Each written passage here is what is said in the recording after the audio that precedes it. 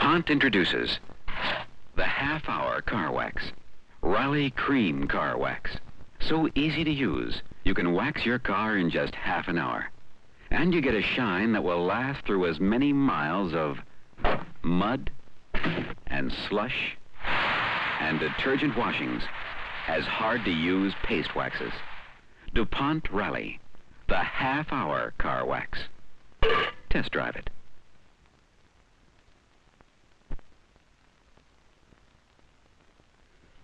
One of the most important crossroads in the career of Joe Frazier, the incorporated boxer, came in 1967. Yank Durham elected to keep his fighter out of the tournament, held to select a successor to the deposed heavyweight champion Cassius Clay. Clay's former sparring partner, Jimmy Ellis, won that tournament, and the World Boxing Association gave him the title. It was their tournament. Meanwhile, Yank Durham said, "Let them come to me," and matched Frazier with his old Olympic rival, Buster Mathis, in the new Madison Square Garden. New York's Boxing Commission recognized the bout as a title fight. I don't think I apply pressure all the time. At least I apply a certain amount of pressure, but not steady, hard pressure all the time. I think I pressure Mathis for constantly 6 hard rounds. And then the 7th round, he was there. I had to do nothing but stay right on him. He was beat so weak that they slow him down with body shots that he had to stop. Otherwise, all I had to do was just punch. Just get close to him. He wasn't doing too much movement anymore. Buster had lost 60 pounds since his 300-pound amateur days and figured to be a big, swift problem for Frazier. But he could not cope with Joe's unrelenting pressure. In the 11th, Mathis came to the end of the line. There was nowhere to go but down.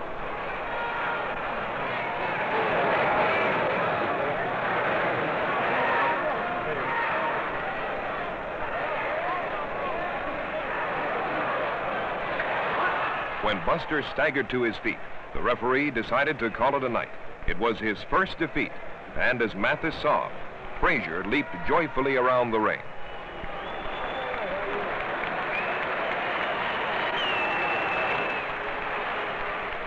Four other states recognized Frazier as champion, but the World Boxing Association dropped him in their rankings out of petulance.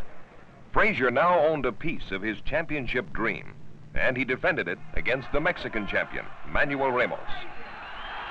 The lanky Ramos was backed by a string of knockouts and a vocal New York following. Frazier came into the ring prepared to demonstrate his much improved boxing skills. Right hand at you. Good try. Don't start swinging big till you get there.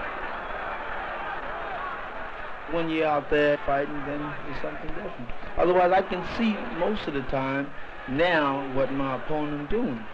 I can see when he's throwing a jab. I can see when he's throwing a right hand, a left hook. I can be prepared for it.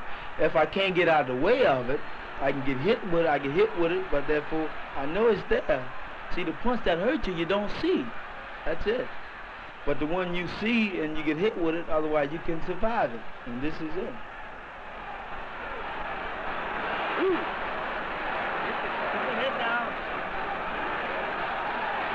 In the first round, Joe failed to see a stiff right hand thrown by Ramos, and it rocked him back on his heels. But he did survive to continue his pursuit of a somewhat puzzled Ramos.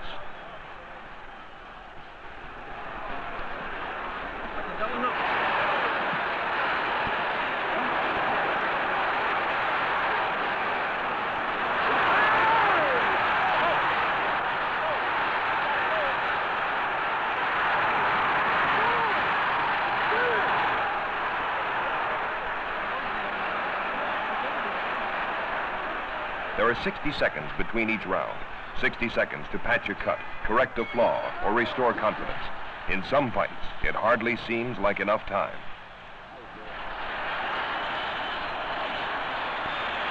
How you feel? You're on it, gang. You're a little far away from it. You're a little too far away from it. Give them room to punch.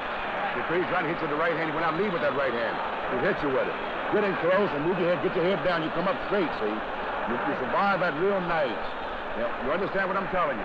Get close to him. Get your hands up. You understand? Get your hands up. And he's trying to double up his hook, see? Right. Don't give him room to level over that right hand. You okay? I got you. All righty. Take your left hand up. Slip. I mean, you hurt him bad. But stay close and keep digging his body. Watch his, well, he's going to try to double up his hook, you understand? Gotcha. But you get your head, stay down there. Don't come up too fast, okay? Keep your arm tight. He's trying to hit you on the left hook. Don't pull your head up and punch. Gotcha. Okay? Now stay, get closer to him. So you're taking all the fire of this guy. His mind clear again, his confidence restored. Frazier roared out for the second round and stuck to Ramos. It was this kind of pressure the Mexican champion could not withstand. Frazier refused to let up, hitting with both hands. This was a storm Ramos could not survive.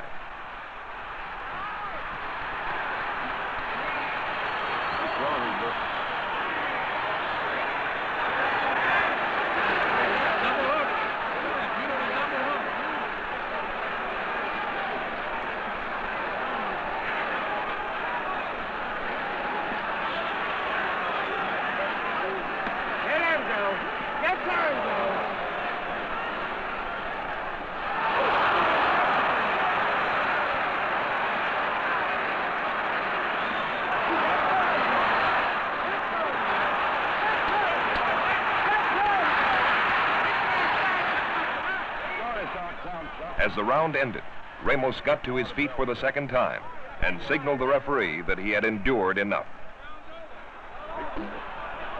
It was a brief but brutal fight, but it did not impress Yank Durham. Even when he knocked guys out in 1 or 2 rounds, I'm not satisfied. I would like to see him do various things that I've been teaching him, and I want him to be perfect in doing these things. I've never been satisfied with a fighter. It's always improvement. Frazier earned $60,000 for less than 6 minutes of fighting, and he had proved again to critics that he could take a punch. That terrible right hand in the first round. Well, I think I've been hit harder. It's not the idea of how hard you've been hit, it's the idea of where you hit at. And I think I've been caught right on the button with that one. But I've been able to survive by it.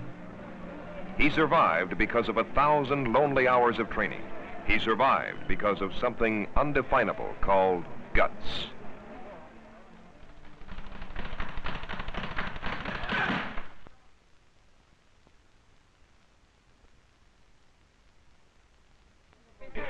In the beginning, when people asked Joe Frazier about his future fight plans, he said, Yank picks him and I fight him. Late in 1968, that changed. Frazier wanted another fight with Oscar Bonavena. More than anything in the world, I was trying to get that fight back that same night after the fight. I said, "Wanna give me fighting tomorrow?" Yeah, he said, "No, you can't fight tomorrow. You gotta wait a while." He always said, "Well, wait a while till the money get good, you know." I said, "Well, no, let's fight him now, and I don't worry about the money." He said, "No, you got time." So I always want to fight Oscar again. I wasn't pleased with the way that I fight Oscar in the first fight, and second of all, he had me down, and I didn't like that at all. The rematch was staged in Philadelphia's new sports stadium, the Spectrum. Cloverley was there in full strength, as usual, to root for their blue chip investment, and he was ready.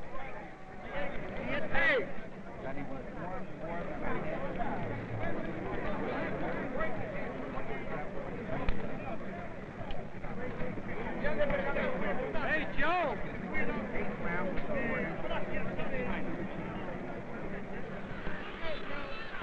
Frazier came out smoking at the bell, determined to make everyone forget the man who had knocked him down twice in a single round. I want to show him that I'm going to be a new fighter, and I can really whip him the way I want to whip him. The pattern of the fight was established early. Frazier, with his pressing style, took the fight to Bonavena, who loitered on the ropes, hidden in a shell, hoping to find room for one damaging punch.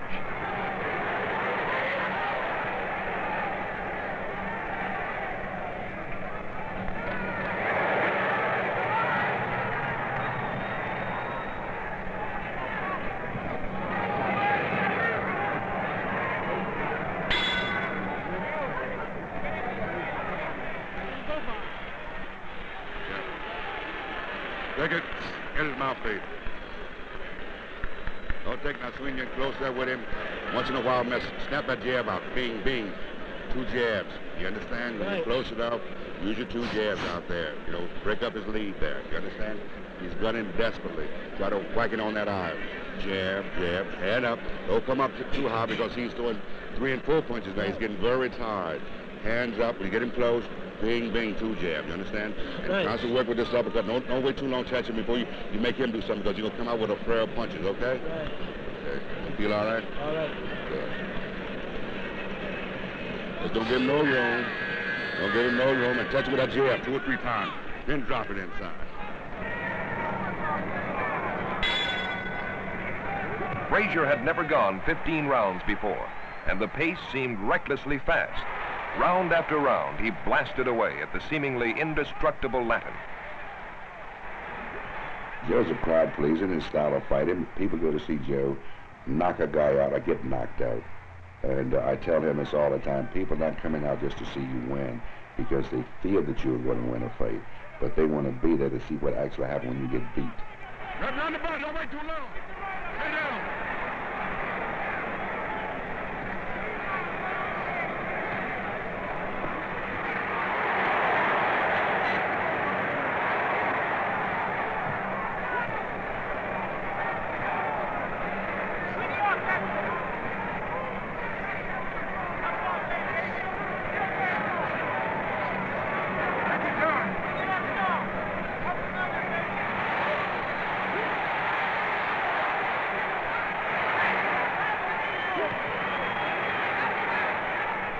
He was determined to knock out Bonavena to erase the memories of that first awkward fight.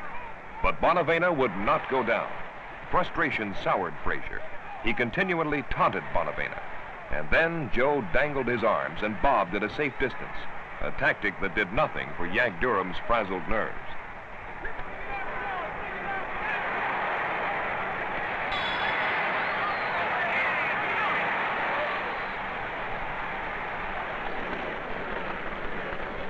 Beautiful, beautiful. Don't get cute with him. Keep it down, but don't wait too long inside before you touch him. Make him do something. See that left hook uppercut is doing a good job in there. You try to get your right hand, rip it up and inside close, and don't get too. Keep them hands down. You don't want to take no chance with the sucker. You go out there and start fight.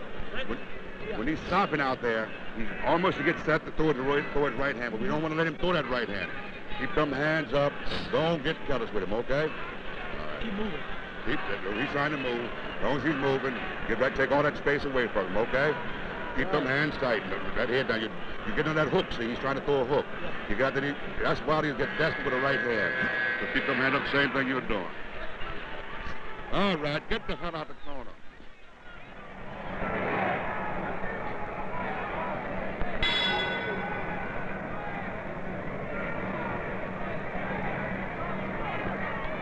Cuteness is not Frazier's style. He got serious again. But fatigue was draining the power from his punches. As Bonavena came out of his shell and began to use the strength he had hoarded so carefully through the early rounds.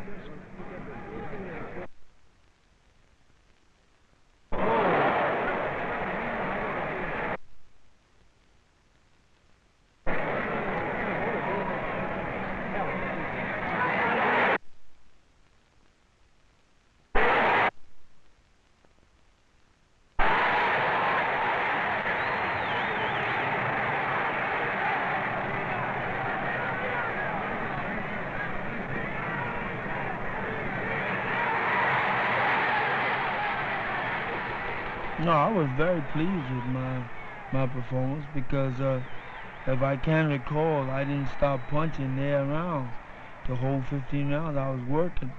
Otherwise, you can cut a tree, but that don't mean you have to fall.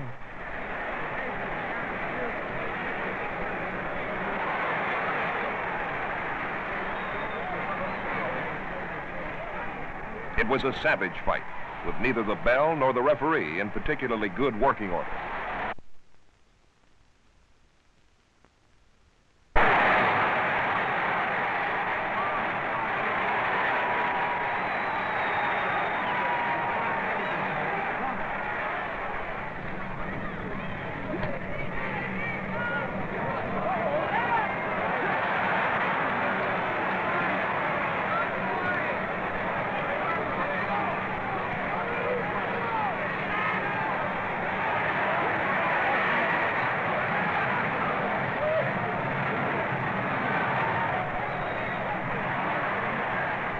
Even the final bell was muffled in confusion.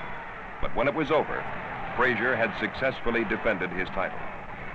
The judges made Joe Frazier sound like an easy winner, but he did not look like an easy winner.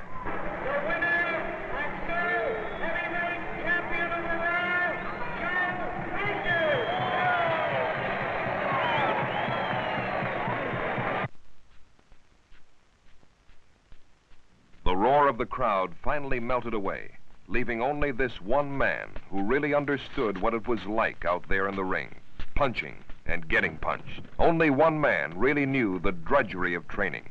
Only one man knew the sacrifices required, the pain endured, and the satisfactions achieved. The most thing I like about it, to find out that you just got power, you know what I mean? You know, you a little small guy, you short, you know, you can go out there and take them out, you know, that give you a great thrill, you know, and, you know, you could stand real tall, you know.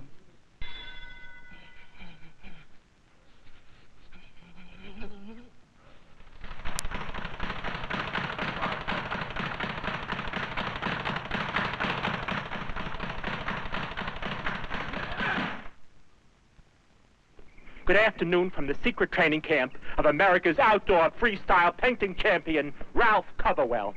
How do you feel, champ? Kill him. I got a secret weapon. DuPont Lucite house paint. Right, the work skipper.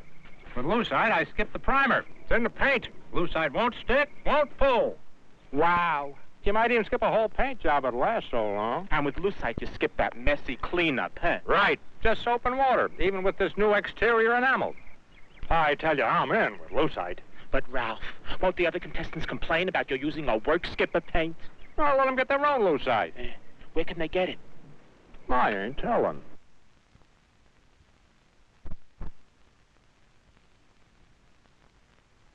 Boxing immortal Lou Jenkins said his toughest opponents were John Barleycorn and Harley Davidson.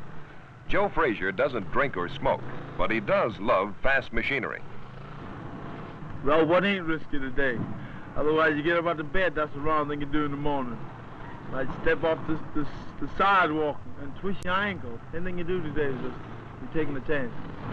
I think actually I don't have but so much activity, and I think riding this bike is really a good activity for me, and I just love it, that's all. Regardless if I think of a businessman or something, like own a couple firms, I still would ride the bike. Well, I always like something real quick, like, you know, because I feel like the cars, if they're gonna run right, you must run it with power, and the cycle's the same, so that's why I like the fast cars. A young man in a rough profession, a risk taker, Joe Frazier is also a devoted family man. He met the woman in his life at 15. I met Joe, it was in 1958, and it was after the death of my grandmother. And it was more like love at first sight, I guess. He was about 15, I believe. And, you know, he was a very nice guy. He had a little, let's see, it was 1948 Ford, and he used to, you know, hot rod around. And mostly on Sunday afternoons, we used to go ride. Joe, he's very strict with the children, and but he's an excellent father, which I think at times he don't really, you know, be here enough with them. He don't have enough time with them, which they like. Frazier's fatherly philosophy is simple, taken from his own boyhood in Beaufort, South Carolina. Well, I don't think Mom was quick or Daddy. They gave me my way. I had my way about things. But otherwise, I know when they say something, they mean it. And this is the same way with my bugs, you know what I mean? I try to give them exactly what they want, but when I said 8, I say I don't want it to be C and D. A young man with a thirst for adventure, a family man, and a recording artist for Capitol Records. Answer me, my love, just what sin have I been guilty of? Tell me how I can lose your love. Please answer me, my love. Cloverley originally bankrolled their blue-chip investment's love of singing. This hobby has since developed into a second professional career for Joe Frazier. Soul music, Frazier style, carries the Capitol Records label. That's me, my love. To see that I should never stumble. She said, please let me take your hand. I've been this way before, I'll lead you. And by your side I'll ever stand. Now and that truly loving me. Truly loving me. At 24, Joe Frazier has matured as both a fighter and as a man. He has more than repaid the faith of those who believed in him. He never was a child run around and do too much badness. His defense is his offense. I give him advice before he left, and he did just like I say. Yes, and he got up there and he get to be friendly with everybody, and everybody loved him. He's a fat boy come around, and I learned that he just came in and lose weight. He thinks he's a champ, and this is what I think will make him a champ. Afternoon, when he come out from school, he don't want to tote water, he want to get in box. We was down a couple of times.